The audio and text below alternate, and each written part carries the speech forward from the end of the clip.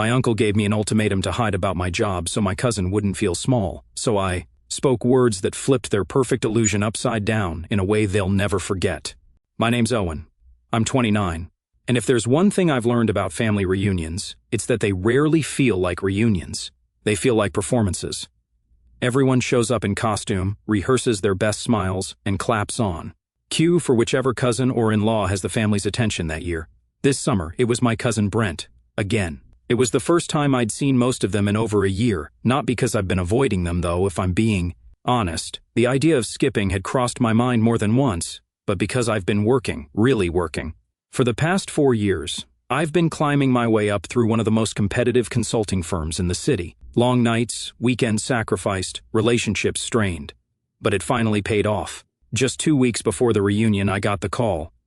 I've been offered a senior strategy role in the London office, full relocation, 6-figure salary, an apartment in Kensington already lined up. It was the kind of opportunity one used to dream about, but I hadn't told anyone yet. I wanted to wait, not out of modesty, just survival instinct. I knew how my family operated. News like that would land with a thud. My accomplishments always did. Meanwhile, Brent could land a temp job at the mall and they'd throw him. A party with balloons and a banner that said, "Our brightest star." Still, I figured maybe this year would be different. Maybe they'd notice I wasn't the same quiet, second-place version of myself I used to be. I showed up in a tailored shirt, brought a nice bottle of wine, and even helped Grandma out of the car. I was trying, really trying. That effort lasted all of 10 minutes. I had barely set down the wine before Uncle Dean cornered me near the patio. He was smiling, but it had that tight, awkward pull to it, the kind that said, "I'm pretending this isn't going to be offensive." He leaned in like we were co-conspirators and muttered, "Hey Owen, do me a favor. Maybe don't mention anything big today. Brent's been having a rough patch again. He's still, figuring things out." I blinked. Okay, but I didn't say anything. Dean chuckled like I was being modest. Sure. I just know you've been doing well, and we don't want to overshadow anything. You understand?" I didn't, but I nodded anyway because if I didn't, I'd be painted as the one making a scene. That's how it always went. I'd seen Brent scream at a waiter once over forgetting ketchup, and Mom said he was just passionate. I'd forgotten to please reply to Easter dinner one year, and she called me cold. I spent the next few hours quietly biting my tongue as Brent made the rounds like a washed-up politician. He had that smug air about him again, faux humility mixed with entitlement. He talked loudly about a startup idea he was developing, which sounded suspiciously like reselling vintage sneakers on eBay. Every time someone asked what I'd been up to, I got halfway through still at the firm before they pivoted to Brent's. Plans for his brand, or how he might be scouted by a sports agency because a friend's cousin once filmed him dunking. I didn't know whether to laugh or lie down. Then came dinner. We'd moved into the backyard, where a long table had been set up under string lights. It was beautiful. I'll give them that. But as the trays of ribs and potato salad came out, Aunt Lisa emerged from the kitchen with a massive cake. I froze. It was white and gold with the words, "You'll change the world one day," hyped across the top in dramatic curly font. People clapped. They actually clapped. I watched Brent pretend to look bashful, while wiping his hands on a napkin like some celebrity in a press room. "Wow," he laughed. "You guys didn't have to do this." I was still staring when someone tapped my shoulder. It was my mom, holding out a stack of paper plates. "Here, honey, can you start passing these out?" I just looked at her. "Why me?" She blinked like the question confused her. "You're good at that kind of thing, good at handing out disposable cutlery." So I did it because saying no would have meant another lecture later about how I make everything about me. I smiled, handed out the plates, and tried not to clench my jaw. But then Brent saw me, and of course, he had something to say. "Look at Owen, always the helper." He grinned, biting into a piece of cake. At least I didn't waste my 20s chasing a desk job no one cares about. A few people laughed, not loudly but enough. My hand tightened around the plate I was holding. I wasn't angry, not yet. I was tired in a way that felt older than me. I had spent years building something, fighting imposter syndrome, working overtime, moving city to city, trying to prove I was more than a backup plan. And here I was, standing in the grass with sugar on my shirt, being mocked by a man-child who once tried to turn his graduation cap into a TikTok brand. That's when I decided to let the rest of the evening play out. I smiled when I needed to, helped clean up empty cans, even took a few solo pictures for people who asked. But I waited because I knew it was coming. The group photo. Every reunion, it was tradition. One big photo of the entire family on the deck. It was my mom's favorite part. She'd post it on Facebook with a caption like, "My heart in one frame," even though half the people in it hadn't spoken in months. So when Grandma stood up and called for everyone to gather, I made sure to be right in the middle of it. They shuffled around, finding their places, Dean and Lisa at the front, Brent near the center. Of course, arm draped around his mom like he just won the Nobel Peace Prize for loafing. The photographer, one of my younger cousins with a DSLR and a YouTube channel, started adjusting the lens. That's when I raised my voice just enough to cut through the chatter. "Actually," I said, stepping forward, "before we take this, I wanted to share something." A few heads turned. Brent looked annoyed. Mom gave me a look like I better not ruin her precious photo, but I just smiled. "I just accepted a new position. Senior strategy consultant, London office, full relocation, 6 figures. Silence. The real kind. The kind where even the bugs seemed to stop chirping. I scanned the group. Brent's smile faltered. My mother's eyebrows twitched like she was trying to find a reason to be upset but couldn't yet. Uncle Dean cleared his throat. I held up my hand. "Oh, and before anyone asks, no, you're not on my invite list for anything. Not the going away party, not the contact list, not even Christmas cards." Then I stepped off the deck, and the photographer, bless her, still took the picture. That was the moment the mask cracked. The silence didn't end with the click of the camera. It lingered, long and awkward, clinging to the air like humidity before a thunderstorm. I didn't need to look back to know their expressions. They were burned into memory. Brent's stunned half-laugh, trying to pretend I was joking, my mom's eyes wide with that mix of embarrassment and disbelief, Aunt Lisa's hand frozen mid-clap, like she was trying to decide if this was still part of the performance or not. I didn't storm off. I didn't run. That's not how I wanted to play this. I walked slowly across the yard, weaving between lawn chairs and folding tables, past half-eaten ribs and plastic cups of punch. I set my plate down neatly on the buffet table, grabbed my coat from the back of a chair, and nodded a polite goodbye to Grandma. She blinked at me, confused, but didn't say anything. Maybe she sensed it. Whatever this moment was, it wasn't a tantrum. It was a conclusion. By the time I got to my car, my hands were shaking, not from nerves but from the adrenaline you feel when you finally speak the truth. You've rehearsed 100 times in the mirror, but never had the guts to say aloud. I sat there for a second, staring at the dashboard, heart pounding in my chest like I had just sprinted a mile. And then my phone lit up. Brent texted, "Dude, what's wrong with you?" I ignored it. Mom texted, "Can we talk?" Ignored. Aunt Lisa texted, "Was that really necessary?" I turned the phone off. The drive home was a blur. Windows down, wind in my hair, and a hollow ache in my stomach that I couldn't tell was sadness or relief. Maybe both. There's a strange grief in realizing that your family doesn't know you, not really. They know the version of you that fits into their story. The one who hands out plates, who pays quietly, who doesn't steal the spotlight from the real stars of the family. And when you break that mold, even for a moment, it's like you've broken some unspoken pact. The days that followed were eerily quiet. I expected fallout. Maybe a phone call, maybe a confrontation. But instead I got the silent treatment. Only this time I welcomed it. No texts, no guilt-laced check-ins, just digital crickets until the group photo went up. It was Mom, of course. She uploaded it to Facebook 3 days later, captioned, "So grateful for our beautiful family. One of our best reunions yet." I clicked on it just to see. There they were. 30-some relatives crammed onto the deck, smiling through tension. Brent dead center, my mom right beside him, a few cousins flashing peace signs. And in the corner, barely noticeable unless you knew to look, was the empty space, where I'd been standing before I stepped down, like a ghost had left the frame. But the real kicker was the comments, "Where's Owen? Did he not make it this year? He's probably off doing something amazing. That kid's always been the smart one." I didn't comment. I didn't like the photo. But I did smile because, as it turned out, I didn't need to say anything. The silence was loud enough. Still, I wasn't done.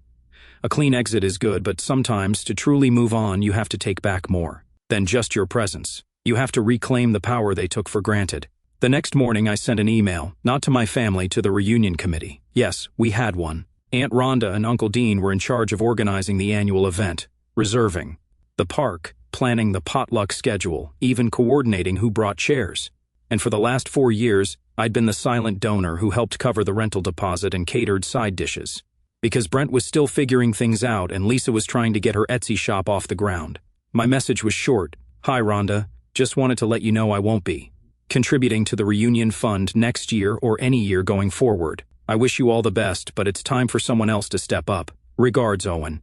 It felt clean, not bitter, just clear. The response came within hours. Rhonda texted, "Is everything okay? Did something happen? We've always appreciated your generosity." I didn't respond, but the real fun began the following week.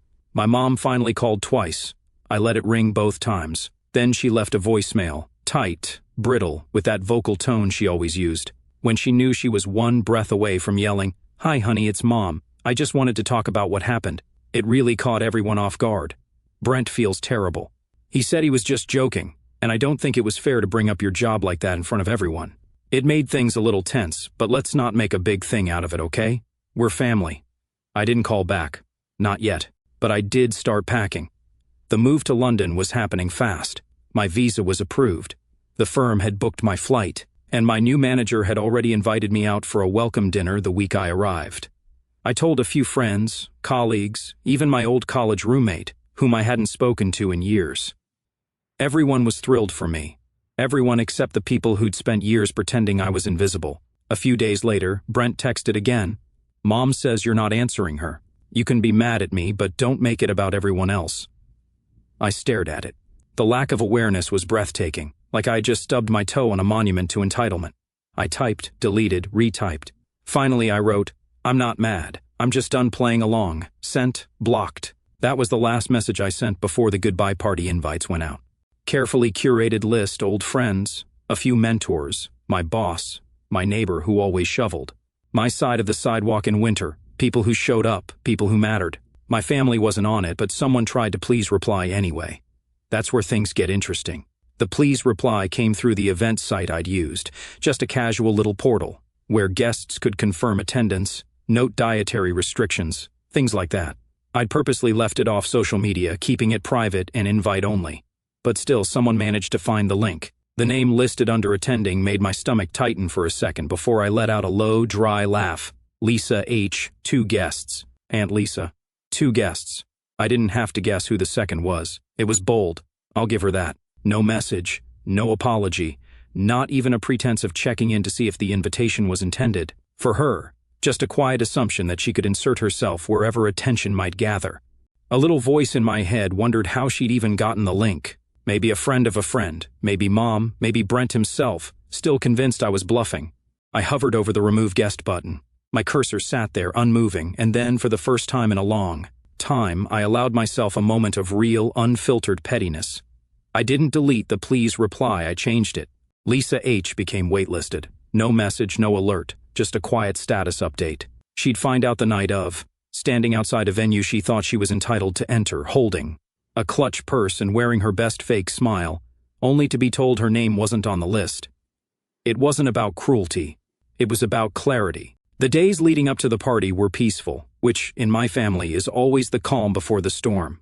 I spent most of it packing. Books first, always books first. Then clothes, photos, and finally the little things I knew I wouldn't. At need in London, but couldn't bear to throw away: my grandfather's old watch, a letter from a college professor who believed in me before I did, a shoebox filled with rejection letters I kept as fuel. Then, the night before the party, Mom called again. Not a voicemail this time. She showed up. I heard the knock around 9:15 p.m., sharp, measured, like someone who didn't want to startle but very much wanted to be heard.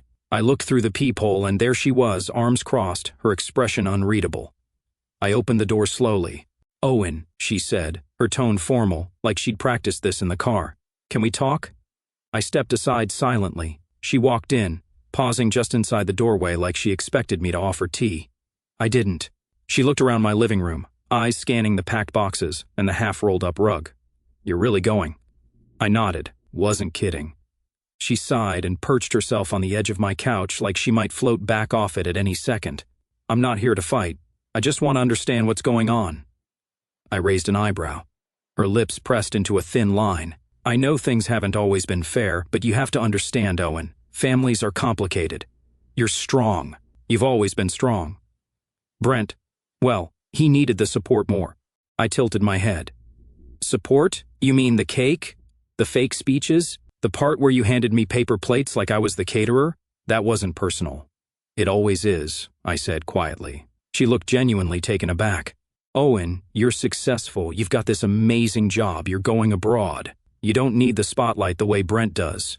That was the moment it really hit me. The way she framed it, as if success negated the need for dignity, as if achieving something made me less worthy of recognition because I didn't need it like the others. Like the measure of love was about weakness. Whoever sank lowest got the life preserver. So what? I asked. Was I supposed to keep shrinking so Brent could feel taller? Mom didn't answer. She stared at the floor, her hands clasped in her lap like she was praying for a script to read from. I've been invisible for years, I continued. Every reunion, every dinner, every time someone asked what I was up to, you redirected the conversation because God forbid I made your golden boy feel inadequate. You're twisting this, she said, eyes flashing now. You're being cruel.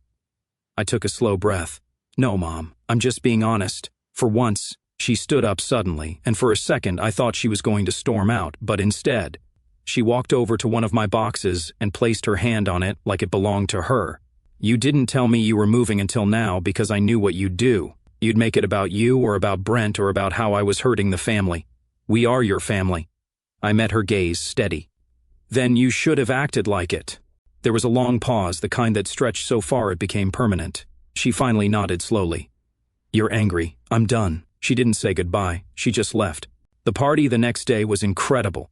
It was held at a rooftop lounge downtown. Nothing too flashy, but elegant in that low-key, confident way. Jazz played softly in the background. A skyline view behind the bar. Waiters serving bite-sized appetizers on tiny ceramic spoons. Everyone who showed up wanted to be there. No obligation, no performance. Just people who knew me, supported me, and celebrated the fact that I was finally stepping into my own life. People gave little speeches, some funny, some heartfelt. One of my former bosses told a story about how I once rewrote an entire proposal over a weekend after a client changed their mind last minute. My old roommate made everyone laugh with a tale about me sleepwalking into the kitchen and making cereal in silence. They all cheered when I raised my glass and toasted to new beginnings. That's when the real surprise happened. The venue manager came over, leaned in close, and said, "There's someone downstairs trying to get in. She says she's your aunt." I smiled. Of course she came. I set my glass down gently and nodded to the venue manager. "Thanks," I said. "Just tell her she's not on the list and don't let her up." He hesitated like he expected me to change my mind. Maybe he dealt with enough awkward family drama in his line of work to recognize. The look in my eyes, calm, resolute, but hiding 100 unspoken storms. After a second, he gave a respectful nod and walked off. I turned back to the rooftop, where laughter rippled across the crowd like a soft breeze. Someone had just started a story about how I used to rehearse fake interviews in my college dorm mirror with a toothbrush as a mic. I laughed along, but part of me had already shifted, just slightly, into something heavier. I knew this was the right decision, but even when you walk away from people who've hurt you, there's still a weight to cutting the final thread. 20 minutes later, my phone buzzed in my pocket. One new message. "Mom, she said you humiliated her. People were staring. What exactly are you trying to prove, Owen?" I stared at it. The words didn't sting. Not anymore. They felt small, like a tug on a rope that no longer connected us. Because I wasn't trying to prove anything. I already had. I didn't reply. The rest of the night flowed like a dream. Old friends danced to 80s music under string lights. My team from work toasted to conquering the Brits. One of my mentors pulled me aside and said, "They're lucky to have you over there, don't forget." That I won't lie. I teared up a little because it wasn't just the celebration that moved me. It was the fact that, for the first time in years, I didn't feel like I had to earn a seat at the table. I was wanted, seen, respected. Around midnight, I slipped away from the group and stood at the edge of the rooftop, looking out over the city that had shaped me. The streets below buzzed with life, cars, conversations, late-night food trucks, the neon hum of a city that never slept.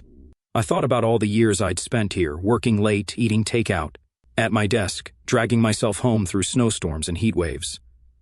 And now it was ending, but it didn't feel like loss. It felt like release. The next morning, I woke up to a string of unread messages.